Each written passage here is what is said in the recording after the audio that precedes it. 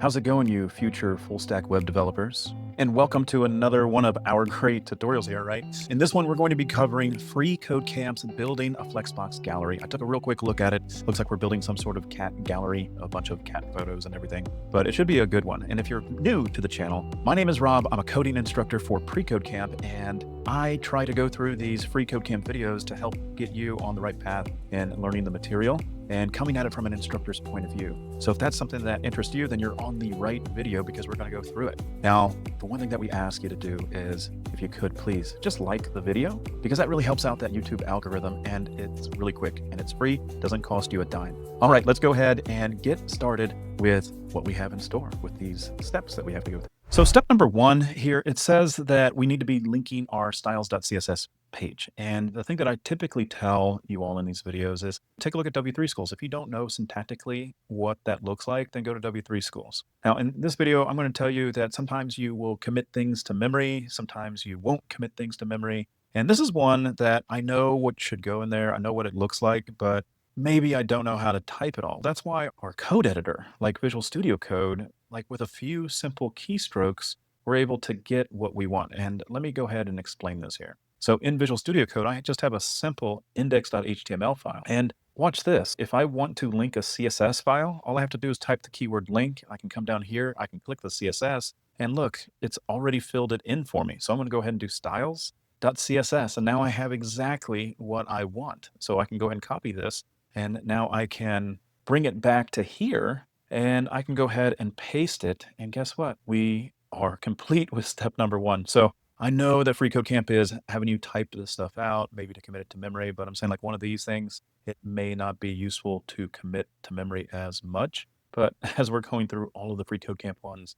this is like required on every single one. So maybe you might want to commit it to memory. But for me, I'm always going to default to not putting it in memory. You can either go W3 Schools route, or if you happen to have Visual Studio Code, just go ahead and type those shortcuts in there and it may help you out. All right, so step number two, it says, let's go ahead and add a header inside of the body, and we want to assign it the class of header. So let's do that first. So inside the body, we're going to do header, and I'm always teaching you all to make sure you do an open and closing tag here. And inside here, it said it wants a class called header. Next, it says inside the header, we want to have an H1, and it looks like it's all lowercase. So to me, that means later on in the CSS, we are most likely going to be capitalizing this using a new property that we haven't learned yet. So let's go ahead and place that right there. So again, anytime freeCodeCamp gives you something in the gray here, usually it means that it wants it exactly, and notice that nothing in here is capitalized. So let's go ahead and check our code. Congratulations, we're moving on to the next one. All right, step number three, it says below the header element, create new div element and assign it the class of gallery. This div will act as a container for the images. So let's do that first. So below the header, let's go ahead and do a div. And then I'm going to close that off so I don't forget to put it. So many students do. And we're going to add the class of gallery. So we'll do class equals gallery. Okay, now this next part here, it says inside the gallery element, go ahead and create 9 image elements. Okay, so I'm not going to lie to you. I am going to come over to Visual Studio Code because there's keyboard shortcuts that really help us out with this. And let me go ahead and go over to Visual Studio Code so I can show you what I'm going to be doing. So I'm over here in Visual Studio Code, and say I needed 9 of those image tags, right? I'm just going to do img, and I'm going to do times 9, and then I'm just going to hit the tab button, and now I have my 9 images. So the thing that it's looking for, I believe it's not even the SRCs or the alt tags that are in here, rather than it's just looking for 9 IMGs. Okay, and of course we can go ahead and do that as well. But let me show you what they're wanting, and then you can go ahead and complete that task. So in between the div here, all they're wanting is most likely is just an IMG. They want this 9 times. But since I already have that on my clipboard, I will go ahead and paste it. Again, it's not looking for anything whatsoever as far as the SRC or the alt. And matter of fact, it's probably going to be removed once I check the code and move on to the next section. But let's go and check the code here. There we go. Congratulations. We're moving on to the next round here.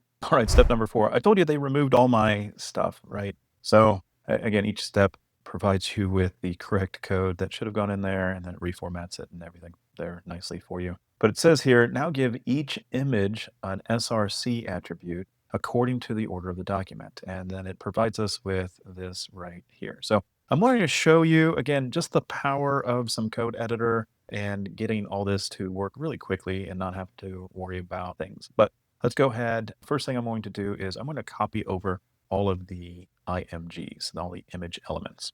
So let me do that first. And now I'm in Visual Studio Code again, and I just pasted all of the image elements on here. Next, I do need to head back over to the web page so I can grab the image URL. So now I'm just going to grab it and then head back to Visual Studio Code. And then I'm just going to go ahead and invoke the multiple cursors that it has on here. And I have the cursor right on the G here, exactly where I'd want. And then I'm just going to hold down on the Mac. It's going to be the Option Command, and I'm going to hit the down arrow. And this works the same for Windows, but notice how I have multiple cursors on here. Now I can hit the space bar, type in SRC, hit the tab button, and notice that it automatically put in the quotes for me. And now I can paste in all of those images.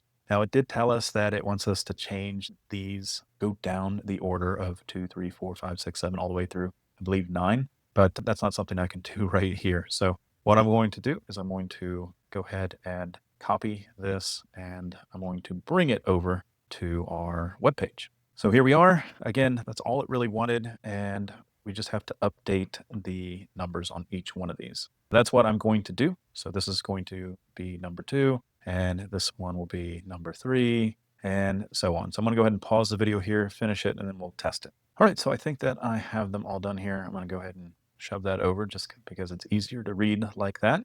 And then I'm going to go ahead and check our code. Congratulations, we're moving on to the next. All right, in step number 5 here, it says that we are now in the CSS page. Notice that we have the blue button now, and we want to target the gallery. And so it does give us the hint there to use the class of gallery. And it says it wants the width of it to be 50%. Okay. Next, it wants to have our border set to 5 pixels solid red. So we're just going to do border, and then it takes these 5 different units here.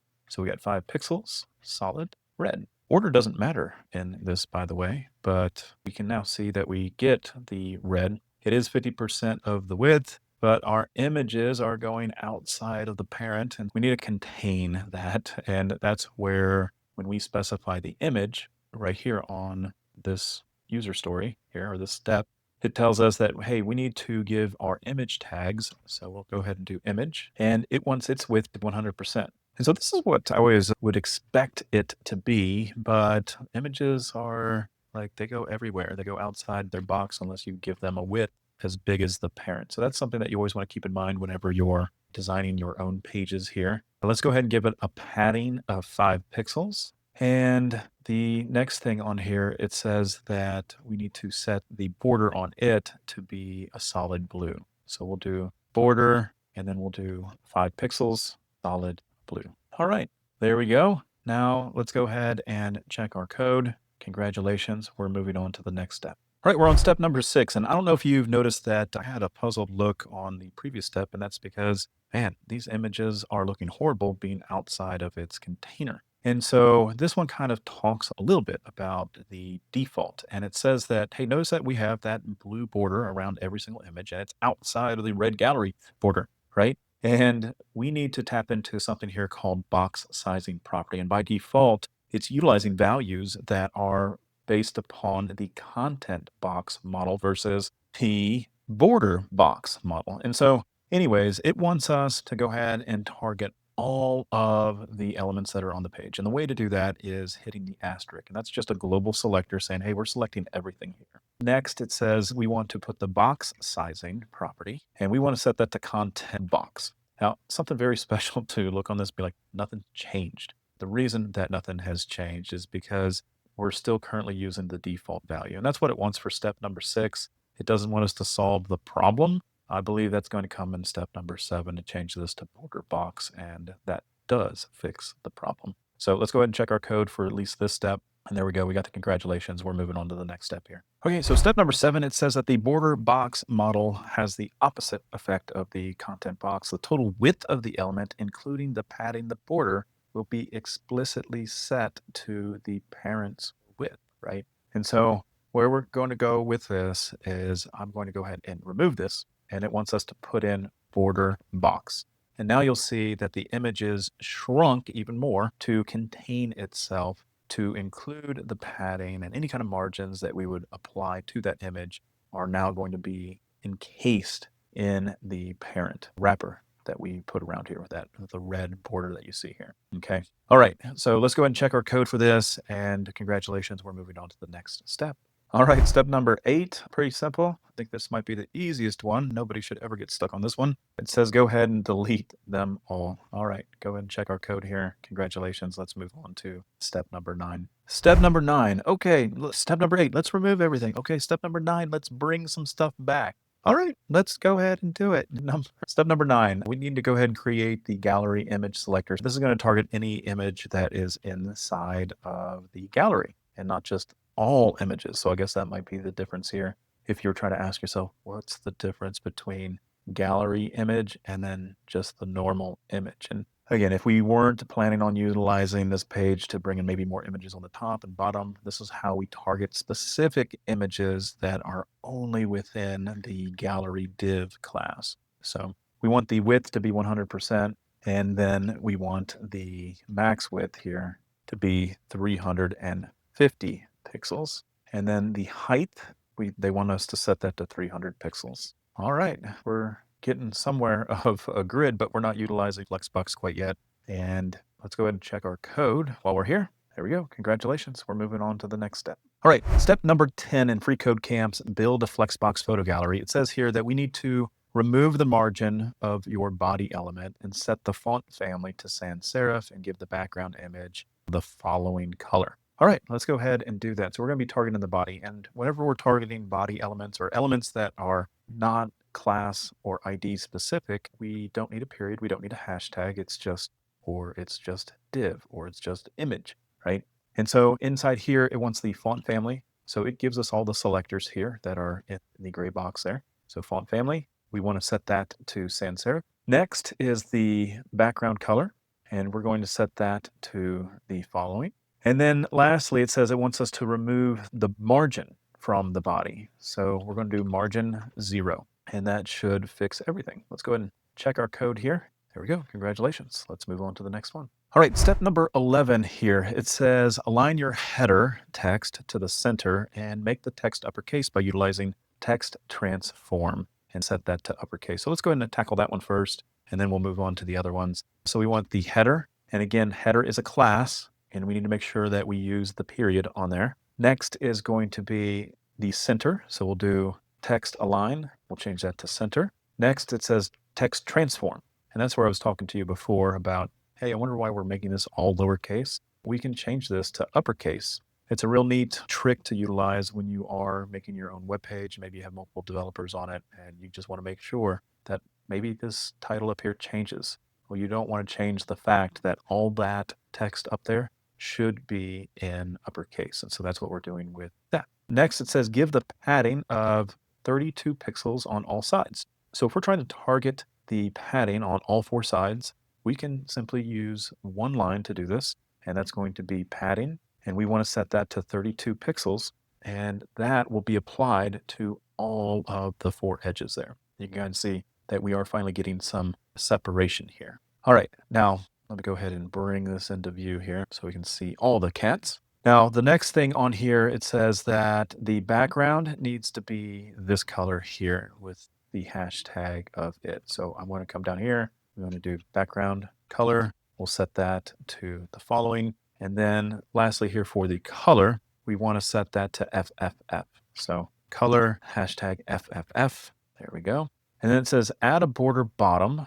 And I'm going to copy this so I don't have to accidentally mistype it. Border bottom. And then we're going to set it to the following. And that gave us that nice little gold bar at the bottom. Now, I don't see any margins or anything like that. And that may be applied to the gallery to give us some space. I can't remember if the example gave it space or not. But let's go ahead and check our code. I think we got everything. Let's see here. Congratulations. Code passes. Let's move on to the next one. Step number 12, it says Flexbox is a one-dimensional CSS layout that can control the items and that are spaced out and aligned within the container. So let's go ahead and make the display flex happen in the gallery class. So that's what it's asking us to do. So I'm just going to go ahead and do the gallery, and we want the display to be flex. And that will shove everything up on one line. And notice that we are going outside of the parent, definitely for this one. Okay. All right. Let's go ahead and check our code because I think that's all that we need for this one. And then there we go. We got the congratulations. Let's move on to the next one. Okay. So we're on step number 13 here. It talks about the Flexbox item here that we're going to be referencing here, which is the flex direction property. It tells us that there are 4 possible values for us to use and play around with these and see what you get to show up. Now, I will tell you that on a limited space desktop with these images the way that they are, it may not be the best to practice with it, but rather W3 Schools has something that can definitely visually be seen. And when we're talking about the flex direction property, it says row is the default, meaning that if I were to take this away and comment it out and run it, if I were to remove this and run it, we get no difference because the flex direction by default is set to row. Now, what happens when we do the reverse? Let's change this to row reverse. Let's go ahead and run this. And notice that every single one of these elements, they reversed in order, even though the very first one here, A, right? Like we don't see it change on the HTML, but it changes after the document has been loaded. And then it's reversing the order of all of these that proceeded. So it goes FED, CBA. Now, what happens if we convert this to a column? So now we can see that they're all going to stack up, and it goes from the top, again, the top bounding box here, and then it ends right here. So really, this looks no different than if we were to totally remove the flex and the flex direction. If we hit run, we get no change. Okay, so some of these properties, they may look like they're doing something or they might look like they're not doing something. I'm going to go ahead and undo that and run this here. Next, we want the column reverse. And let's go ahead and run that. And notice that it shoved everything to the bottom, and also we get the reverse of the lettering as well. So those are some things to think about when we're going through these things here. So if we're going to keep it as a row, really flex direction is ignored. You don't need to put it in there. I don't know why freeCodeCamp is making us put it in there, but let's go ahead and go back to freeCodeCamp and complete the step. All right, so back in here, it says when you're all done testing everything out, let's go ahead and set the flex direction to row. So we'll do flex direction, and we'll set that to row. All right, we see no change, but we can go ahead and check our code. Congratulations, we're moving on to the next section here. Step number 14 introduces flex wrap. Now this property will determine whether or not the flex items behave within the flex container as far as are they going to go to the next row. So by default here, the wrap is set to no wrap. All right, so let's go ahead and set the flex wrap here. I just love all these terms here. So we have flex wrap. Let's set that to wrap. And now you'll see that the kitty photos are now wrapping to the next line here. And I believe this should satisfy freeCodeCamp's build a Flexbox photo gallery here. There we go. Congratulations. Moving on to the next. All right, step number 15 here, it says justify content property determines how the items inside the Flex container will be positioned based upon the main axis. And so remember the main axis, because we're doing row, goes from left to right, and it is going to center itself on the main axis here. So we can do a justify content, and we can set that to center. And you can see that the cat photos have been shifted to the center. I'm going to go ahead and copy this real quick. And again, we can go through our W3 schools here, and we can go ahead and apply the same thing here with the justify content center. Run it. You can see how they both are shifted. Even though we got the wrap on, it is moving down to the next row and centering it also. It's a real useful tool, the justify content center. And even you can combine that with the align item center. Really helps also. Later on down the line, you'll learn that's probably one of the easiest ways to center divs. So let's go ahead, go back to freeCodeCamp and test our work. So here we go. Let's go ahead and test it out.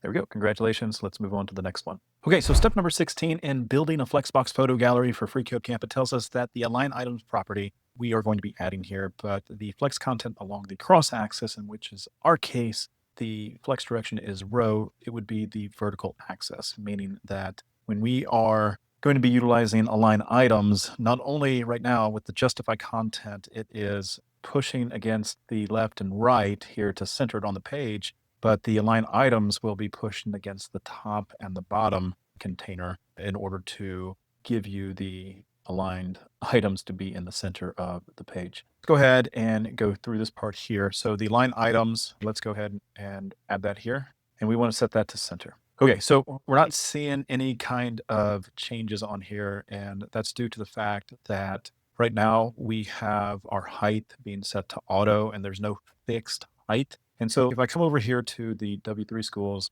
and I add that same thing of a line item center and I run it, notice that they are shifted here. So again, the justify content, we are pushing against here to center it. And now we're doing the same thing on the top and then on the bottom. Okay. So why does this work? That's because here we have the height here set to 400 pixels. So if we were to try to get that same sort of illusion to happen on the freeCodeCamps version, then we would have to specify some sort of height. And I don't know what one would be good here. Let's do 350 VH just to see that you do get to have some of that separation, but we have to be provided with a height in order to actually see the align items to work. So anyways, I'm going to go ahead and check our code here. Congratulations. We're moving on to the next step here. And maybe we are defining a height here in the next step so that we can actually see the align items work. Step number 17 says, give the gallery selector padding property of 20 pixels on the top and bottom, and then 10 pixels on the left and right. So let's do that one first. So we're going to come here. We'll do padding, set that to 20 pixels, 10 pixels, and now we see a little bit of padding for us. And then it also says, give a max width to this property here and let it be 1400 pixels. All right, so let's do that. Max width, 1400 pixels. Next, it says the margin needs to be 0 on the top and bottom, and then auto on the left and right. And that just basically centers things using the margins. 0 on the top and bottom, auto on the left and right. Okay, let's go ahead and check our code. Congratulations. Let's move on to the next one. Step number 18, it says, notice how some of the images, they are distorted. Yes, they are. These are definitely some distorted images. So it says in order to help alleviate this, we can utilize the object fit property. And so this is one of the things that you might want to put in your notes, put in your toolbox, because images, they're what makes a website really good, right? And you want to make sure that your images are not distorted. And this is a simple way to go ahead and correct those. So it says, give your gallery image selector the object fit property. So we'll do object fit.